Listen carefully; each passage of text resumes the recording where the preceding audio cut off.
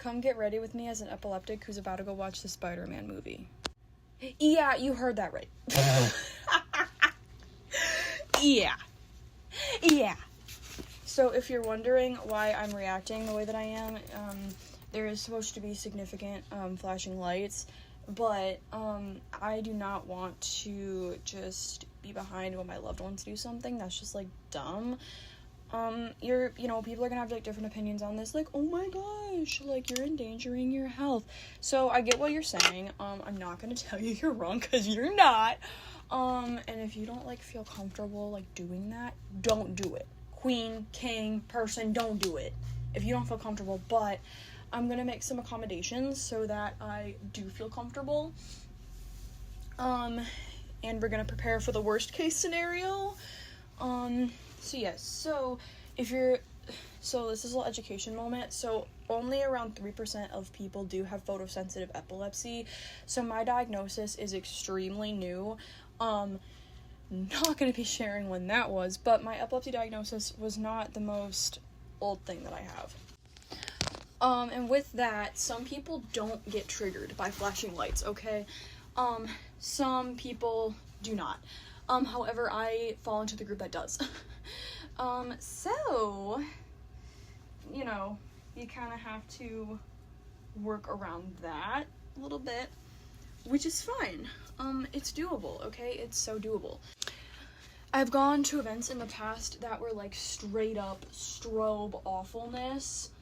Like, genuinely, like, awful. And then I've also been to events where, like, yeah, there's strobe, but, like, it's less intense, and I can just get by with just, like, looking the other way or not looking directly at them. I've gotten around both, and then there has just been so much awful disgust that I had to leave.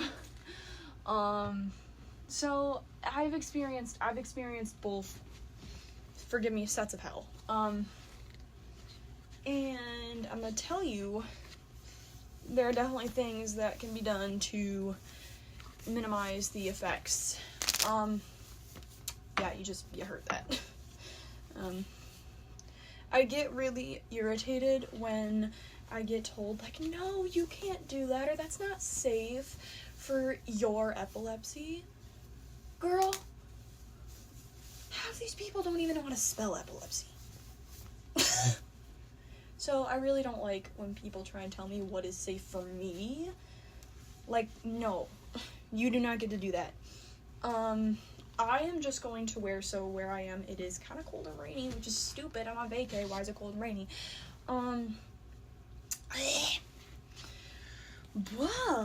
we gotta work with what we gotta work with, you know. I'm just gonna wear this hoodie because I still have, like, shorts, but I'm gonna just wear this hoodie. You got a little mix of summer and fall going on here. Aha! So let's talk about some of the accommodations I'm gonna make. So first of all, I have really good quality sunglasses. Okay?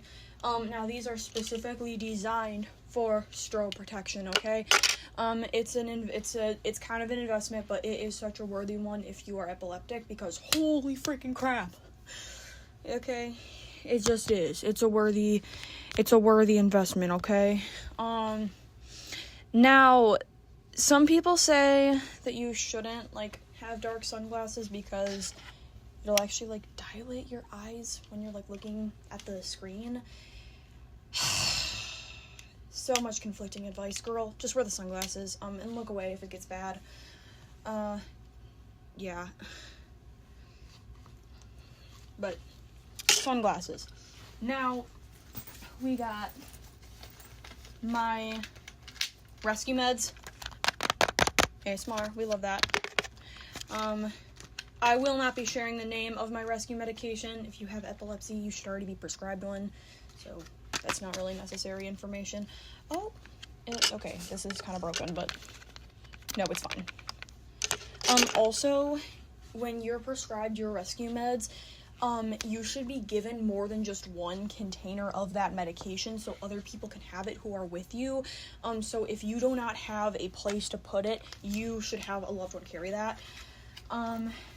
Now, we have earplugs. Now this kind of doesn't have anything to do with epilepsy, but I do have okay, it does in a way.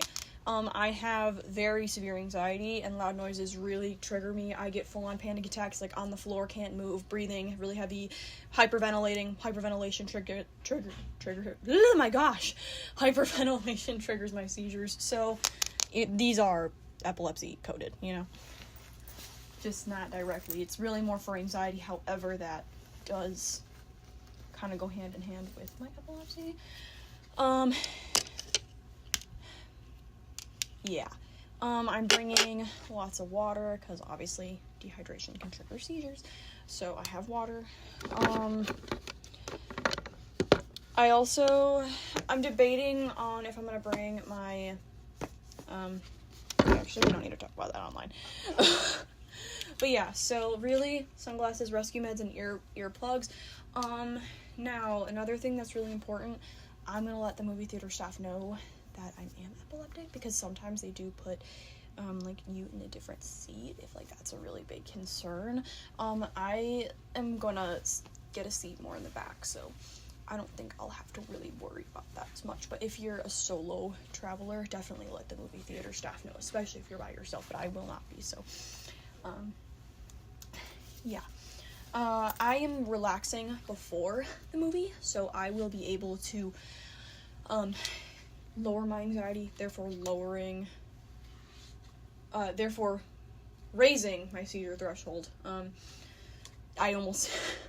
Lowering my anxiety to raise my seizure threshold, or basically a seizure threshold is just like how likely it is that you're gonna have one, but lowering your seizure threshold is making it more likely that you'll have one. Raising it is making sure that it's less likely. I don't know if that made sense. I can make a whole other video defining this term if it didn't. But yeah, that's kind of what I'm doing. I'm making sure I'm pre-medicated, meaning I took my seizure meds in the morning, double check that. And, yeah, that is it. Just know that no matter your health condition, you can do whatever as long as it's safe and you have reasonable accommodations. Bye. God bless.